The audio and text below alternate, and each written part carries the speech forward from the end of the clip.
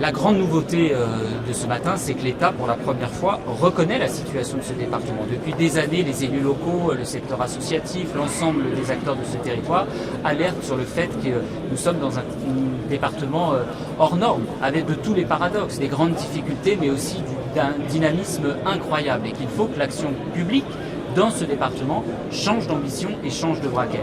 Donc il y a ce matin des annonces intéressantes, des avancées réelles, je pense par exemple à la prime de fidélisation, mais disons-le, ce n'est pas ce matin un solde de tout compte, parce que quand j'examine chacune des mesures, c'est le verre au tiers plein et au deux tiers vide.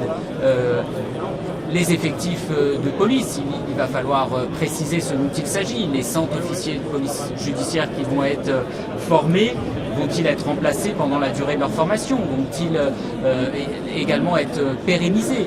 Les emplois de magistrats et de greffiers, il faut voir ce qu'il y a de plus ou si c'est des annonces recyclées.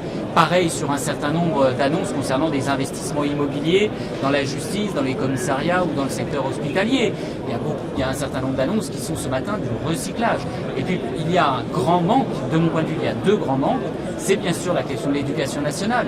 Il y a depuis des semaines des tensions dans les établissements scolaires. Il y a depuis des semaines des difficultés dans les directions scolaires. Il y a des premières difficultés qui réapparaissent sur le remplacement des enseignants absents. Je n'ai pas entendu de mesures nouvelles s'agissant de l'éducation ce matin. Et deuxième grand manque, les inégalités en Seine-Saint-Denis, elles se cumulent. Et donc la situation, par exemple, des collectivités locales qui doivent faire face à des besoins encore plus grands n'a pas été traitée ce matin.